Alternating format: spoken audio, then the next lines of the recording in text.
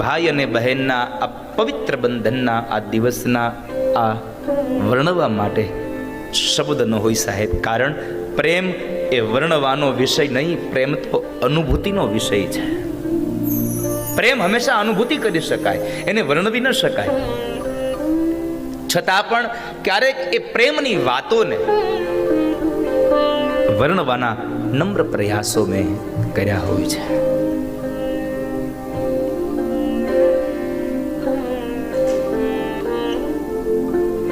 ગમે તેટલી દૂર હોય એ બહેન, કદાચ પહોંચી શકે એમ હોય તો પોતે રૂબરૂ આવે, અને ન પહોંચી શકે એમ હોય તો એક કવરની અંદર પોતાના ભાઈને એ રાખડી મોકલતી હોય છે. આજનો પવિત્ર બંધનનો નાતો, ભાઈની એ લાડકીને 3 વખત એના ભાઈની રાહ હોય સાહેબ. એક ભાઈ બીજના દિવસે, એક આ બળેવના દિવસે, અને એક સાસરિયામાં ગયેલી એ બેનના ઘરે જ્યારે કોઈ પ્રસંગ આવે ત્યારે એના મામેરાના દિવસે. આ 3 સમયે એના ભાઈની એ રાહ જોતી હોય છે.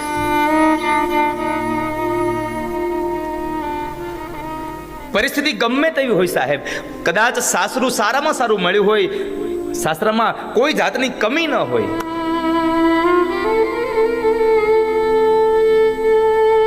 પણ જ્યારે એનો માડી જાયો વીર જ્યારે એના મામેરા લઈને આવે, મામેરામાં શું લઈને આવ્યો છે ને એ મહત્વ નથી, બસ મારો મામેરીઓ આવી ગયો ને એ મહત્વનું હોય છે. એના માટે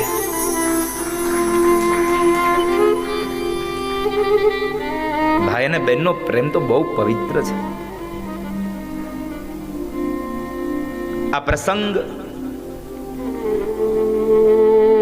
માં લક્ષ્મીએ બલિરાજાને રાખડી બાંધી, માતા કુંતાએ વીર અભિમન્યુને રાખડી બાંધી, ત્યાંથી આ પ્રસંગ ઉજવાતો રહે છે.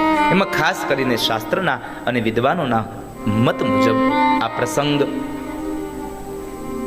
બલિરાજાને જ્યારે માં ભગવતી મહાલક્ષ્મીએ રાખડી બાંધીને ભગવાનને છોડાવ્યા, ત્યારથી આ પ્રસંગ ભારત વર્ષમાં ઉજવાતો રહે છે. કઈ એ ભાઈની સંપદા કે ભાઈની પાસેથી મને કંઈક પૈસો મળશે, ભાઈ મને કંઈક ઘરેણું લઈ દેશે, ભાઈ મને કપડાની જોડ લઈ દેશે, એના માટે કોઈ બેન ક્યારેય રાખડી નથી બાંધતી. બસ એના માટે તો એક જ વાત હોય છે, એ માગવા માટે નહીં, એ કંઈક આપવા માટે આવી છે. અને આપવા એટલું જ આવી છે કે મારા ભાઈની આયુષ્ય દીર્ઘાયુ બને, મારો ભાઈ બહુ નિરોગી રહે.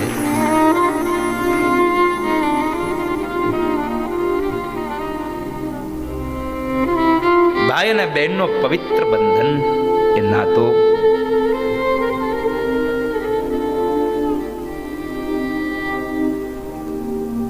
કેવા કેવા દાખલાઓ આપણા આ દુનિયામાં હોય છે. મારે એક વાત આ દુનિયાને ચોક્કસ કહેવી છે કે જે કોઈ દીકરીને પોતાનો માડી જાયો વીર નથી ને, એને કોઈ દિવસ બાપ મેળું ન મારશો. કારણ એ તમામ પ્રકારના મેણાઓ સહન કરી શકે છે, પણ જ્યારે એના ભાઈ નથી એટલે ભાઈ પ્રત્યેના કોઈ શબ્દો બોલાય ત્યારે દીકરી સહન નથી કરી શકતી હોતી. અને મેણા મારીએ ને તો એ મેણા કોઈ દિવસ ભૂલાતા નથી હોતા. આ મેણાની ગાંઠ એના હૃદયમાં લાગી જાય છે સાહેબ. મેણા ન મારશું.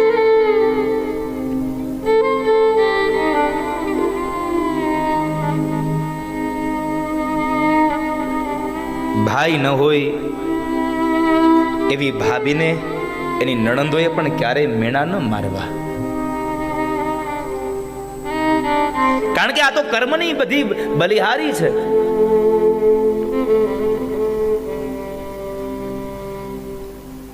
યુવાન ભાઈ હોય અને યુવાન બેન હોય તો જ રાખડી બંધાય ના.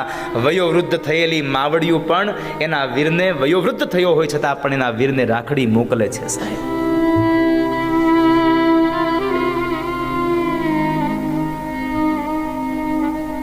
પહોંચી ન શકે એમ હોય તો કદાચ કોઈની સાથે મોકલી દે, કદાચ એ કવરની અંદર પેક કરીને મોકલી આપે. અને જેટલા બેનને અબરખા હોય કે મારા ભાઈને રાખડી બાંધું, તમે એમ માનો છો માત્ર બેનને જ આનંદ હોય? નહીં સાહેબ, કદાચ બેન પહોંચવાની ન હોય ને તો પોસ્ટ ઓફિસે જઈને 4 વખત પૂછી આવતો એક મારી બેનનું કવર આવ્યું છે.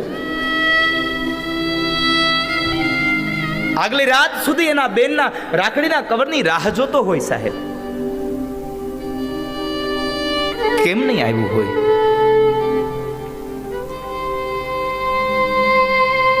કદાચ બેણે રાખડી ન મોકલી હોય ને તોય એ ભાઈ એમ માનતો હોય કે કદાચ આ પોસ્ટ ઓફિસમાં ક્યાંક વહી ગઈ હશે, બાકી મારી બેને રાખડી તો મોકલી જ હોય સાહેબ. એમને ન રહી.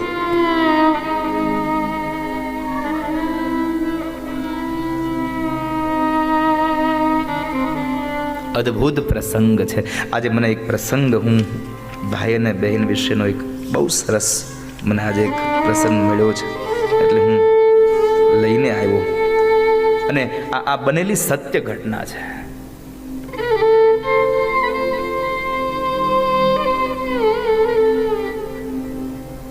અમે લોકો નીકળવાના હતા ને તો અમારી બધી બહેનોએ અમને પેલા હાથે રાખડી બાંધી હતી, કારણ કે અમે આજે આ દિવસમાં અમે હાજર નથી સાહેબ.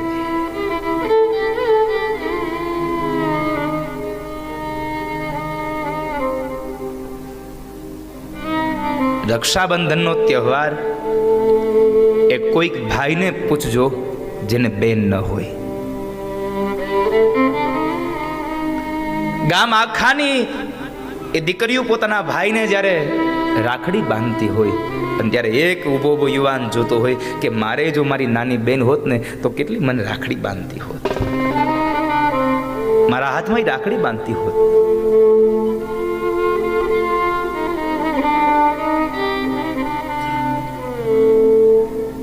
સત્ય ઘટનાનો એક પ્રસંગ છે. ભલે હિન્દુ ધર્મનો આ માણસ નથી, મુસ્લિમ સમાજનો આ પ્રસંગ છે સાહેબ, પણ મારે તમને ભાઈ અને બહેનના પવિત્ર બંધનનો નાતો કહેવો છે. ભાઈ અને બહેનનો કેટલો પ્રેમ હોય એની વાત મારે તમને કરવી છે. રંગોળી નદીના કિનારે પીપરાળી ગામ છે, અને એ પીપરાળી ગામમાં ગોરા મિયા અને ગોરાબાનુ નામના એક ભાઈ બહેન છે. સાચું નામ તો કોઈને ખબર નથી, પણ એ દેખાવમાં ઉજળા હતા અને નમણા હતા, એટલે ગામના લોકોએ એનું નામ ગોરા મિયા અને ગોરાબાનુ રાખ્યું. ભાઈ મોટો છે અને બેન નાની છે. ધીમે ધીમે સમય વ્યતીત થયો, પણ ભાગ્યની રેખાઓ એવી લખાયેલી બાપ કે નાનપણની અંદર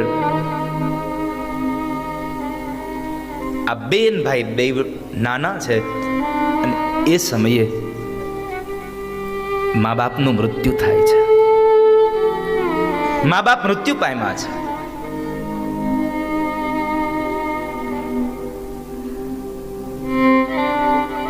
ધીમે ધીમે સમય પસાર થતો જાય. ભાઈ મોટો છે એટલે બેન ગોરાબાનુને એટલો લાડ લડાવે, એટલો હેત કરે, એક વાતનું ધ્યાન એની બેનનું રાખે છે, જાણે મા ને બાપનું બેવનું પાત્ર પોતે ભાઈ ભજવતો હોય ને આટલી એની કાળજી રાખે છે.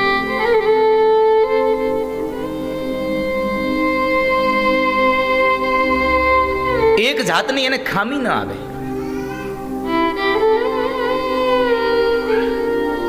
એટલું ધ્યાન એની બેનનું રાખે. ધીમે ધીમે સમય પસાર થઈ ગયો. બહુ સંક્ષિપ્ત કથા આપને કહું.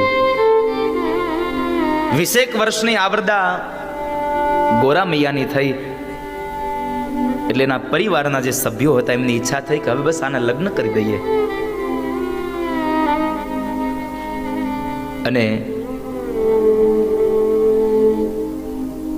ગોરા મૈયાના લગ્ન નક્કી થયા, એની સગાઈ થઈ, એની શાદી થઈ. પરણીતા પરણીને ઘરમાં આવી છે. એણે સાંભળ્યું હતું કે મારો જેની હારે મારો લગ્ન થવાનો, મારી હારે જેનો વિવાહ થવાનો, એને એક બેન છે અને બહુ એને હેતથી રાખે છે. આવું સાંભળ્યું હતું. પણ ઘરમાં આવ્યું ને, એ ઘરમાં આવેલી પરિણીતાએ આજે તો નજરે જોયું કેટલા લાડ લડાવે છે પોતાની બેનને. બહુ લાડ લડાવે આ જોયું. એક વખતના સમયે બન્યું એવું, ગોરામિયાની બેન ગોરાબાનું આંગણામાં રમે છે અને ઓસરીના કોરે ગોરામિયા બેઠા બેઠા જુએ છે એની બેનની આ બધી રમતોને. અને એ સમય બરાબર એમના પત્ની ત્યાં આવ્યા છે. એને એમ હતું કે એમની બેન રમે છે ને તો ચાલ મારા પતિ સાથે થોડીક પ્રેમની વાતો કરી લઉં. લગ્ન કરીને આવી છું તો થોડીક ઝંખના હતી, એટલે લગ્નની એ પ્રેમની વાતો કરવા માટે એના પત્ની આવીને એની પાસે બેઠા છે. પણ એના પ્રેમની વાતો મૂક પડતી અને ગોરામિયાએ તો એને એ જ વાત કરી, સાંભળ્યું, મારી બેનને કોઈ વાતનું ખામી તો નથી રહેતી ને?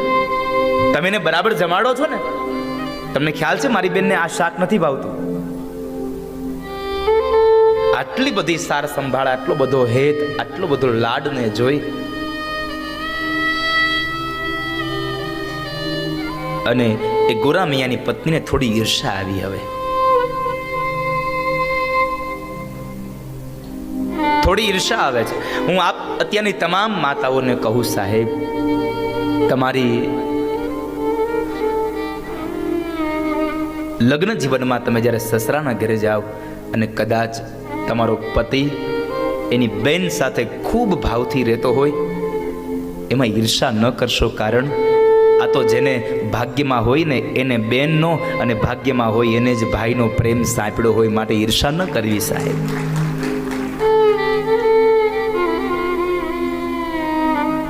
ઈર્ષા ન કરવી એને. અને અત્યારના તમામ યુવાનોને એક વાત તો ચોક્કસ કહીશ કે જ્યારે તમારી સંપદા તમારી પાસે હોય અને તમારી બેન તમને રાખડી બાંધે ને, તો રાખડીના બદલામાં શું દેવું ને એ તમારી પત્નીને ન પૂછો ને તો એમાં વધારે આનંદ હશે સાહેબ. એમાં પૂછવાની જરૂર નથી તમારે.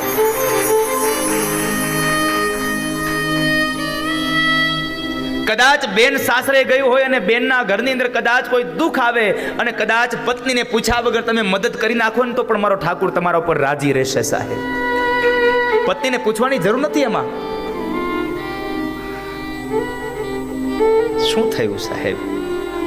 હું તો એટલું ચોક્કસ કહું કે તમે કદાચ તમારી બેનને ગમે તેટલું આપો ને તો એ તમારી બેન તમારા માટે જેટલું મૂકીને ગઈ છે ને એમાંનો 10મો ભાગે તમે એને જિંદગી ભર નથી આપી શકતા સાહેબ.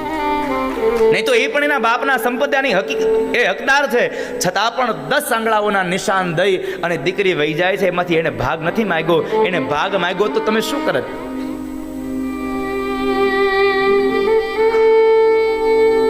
એને આપશો તો એમાં જરાય ઓછું નહીં થઈ જાય. પણ ઈર્ષા થઈ આ ગોરામિયાના પત્નીને. ધીમે ધીમે સમય પસાર થયો. બેન જુવાન થઈ.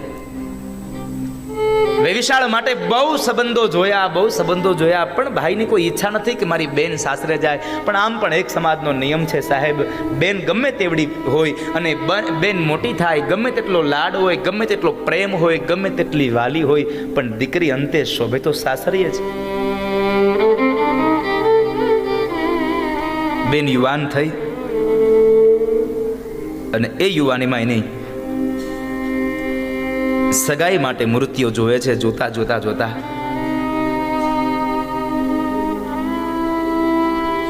બાજુની અંદર લોલિયાણા ગામ છે અને એ લોલિયાણાની અંદર એમનું વિશાળ થયું. સગાઈ થઈ ગઈ, લગ્ન થયા. સૌ લોકો આનંદ કરે એ લગ્નમાં.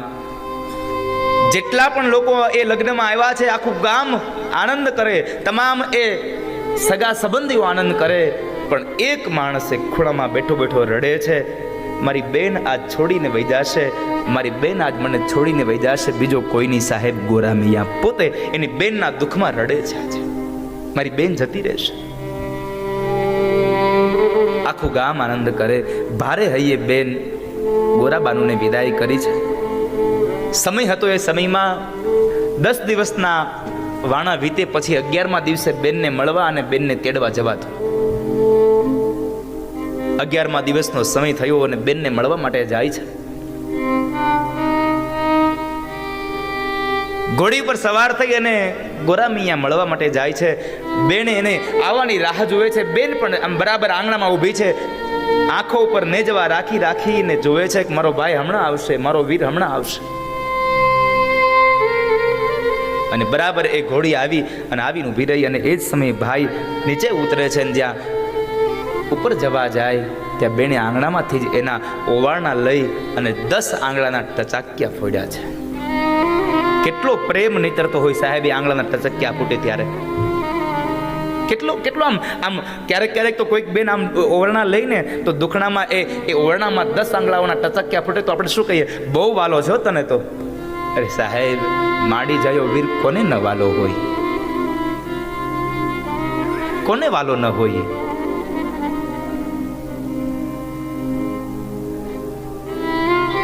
બેને ઓવારણા લઈને અંદર લઈ જાય છે. 1 દિવસ 2 દિવસ.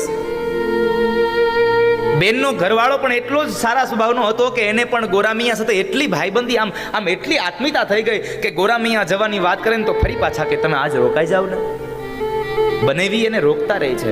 પણ બન્યું છે એવું કે 5 દિવસના દાડા વીતી ગયા અને હજી ગોરામિયા રોકાણા છે. એટલે આ બધાને કોઈને વાંધો ન આવ્યો. પણ ગોરાબાનુની નણંદબા હતા, એણે જરા ગોરાબાનુને મેણું માર્યું કે ભાભીમાં, આ તમે ને તમારા ભાઈ બે મારા ભાઈને વરીને આવ્યા છો, તમે બે અહીંયા મારા ઘર માર્યો છો. મેણું માર્યું. બેને પોતાના ભાઈને વાત કરી. ગોરામિયાથી જવાનું થયું પણ એ દુઃખ સહન ન થતું. એટલે જ્યારે આવતીકાલ સવારમાં જવાનું છે એટલે આગલી રાતે તમામ વ્યક્તિઓને ભેગા બેસાડી અને પોતાનો એક વિચાર એને રજૂ કરવો છે. પણ હું શું કહું? મારે કઈ રીતે એ વિચારને રજૂ કેમ કરવો? અને અંતે એક વિચાર આવ્યો અને એ વિચાર રજૂ કરતા કહે છે કે જીજાજી,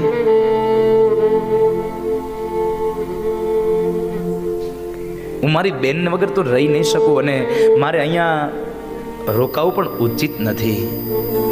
એક કામ કરીએ તો એક મિનારો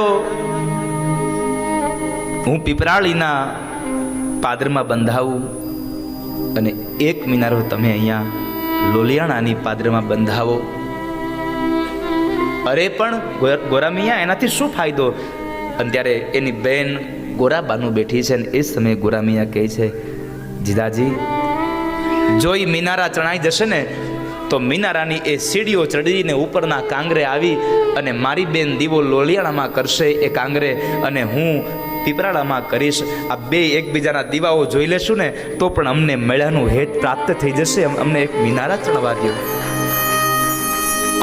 અમે બેન ભાઈનું એકને આમાં મળ્યા હોવાનું અમને હેત થશે. હું મારી બેન વગર નહીં રહી શકું. બહુ સંક્ષિપ્ત કથા કહું તો પીપરાળામાં અને લોલિયાણામાં બેમાં મિનારાઓ ચડ્યા. સાંજની સંધ્યા થાય અને એ જ સમયે આ બાજુ ભાઈ અને પેલા મિનારા ઉપર બેન એક દીવો લઈને આવે. દીવો જુએ એટલે માડી જાયો વીર મને મળી ગયો અને મારી બેન મને મળી ગઈ, લાડકી મને મળી ગઈ. આવો હેત રાખીને ફરી પાછા નીચે ઉતરે. એકમાત્ર નિયમ રાખ્યો હતો કે જ્યાં સુધી દીવા ન જોઈ લઈએ ને ત્યાં સુધી સાંજનું ભોજન ન કરવું. કેટલો પ્રેમ છે આ ભાઈ અને બહેનનો સાહેબ. અદ્ભુત ઘટના છે ને, સત્ય ઘટના છે.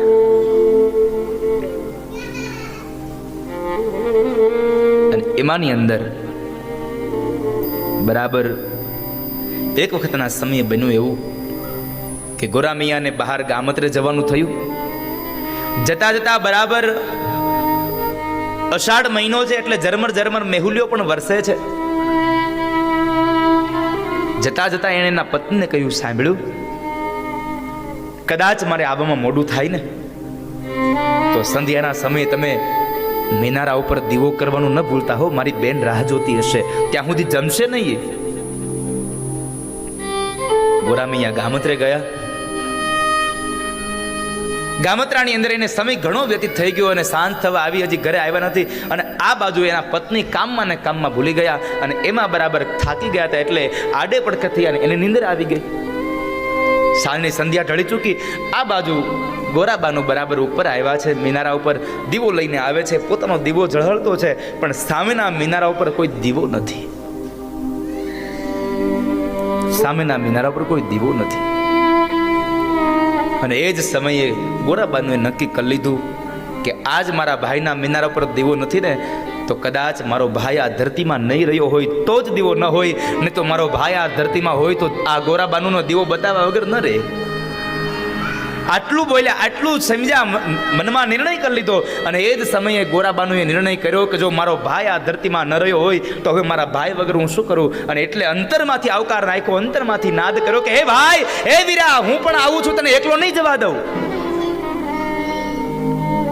અને એ સમયે દીવાની અંદર પૂરેલું દિવેલ પણ ખૂટતું ગયું અને ગોરાબાનુના હૃદયની અંદર ધીરજ પણ ખૂટી ગઈ. સાહેબ, ધીરજ ખૂટી ગઈ, એટલી ખૂટી ગઈ કે મનમાં નક્કી કરી લીધું કે મારો ભાઈ આ ધરતીમાં નથી રહ્યો. એટલે લોલિયાણાના એ મિનારા ઉપરથી ગોરાબાનુએ પોતાના ભાઈની પાછળ ત્યાંથી પોતાનું શરીર પડતું મૂક્યું. નીચે પડે છે અને પોતાનો દેહ ત્યાગ થયો. ભાઈના વિયોગમાં એ બેને પોતાનું દેહ ત્યાગ કરી દીધો. સાહેબ, ઘટના હવે બને છે. રાતનો સમય થયો અને બરાબર ગોરામિયા ઘરે આવે છે. આવતાની સાથે પહેલો વેલો પ્રશ્ન કર્યો, સાંભળ્યું, આ રાત થઈ ગઈ, સંધ્યાનો સમય વીતી ગયો, તમે પેલો દીવો કરવાનું ભૂલી તો નથી ગયા ને?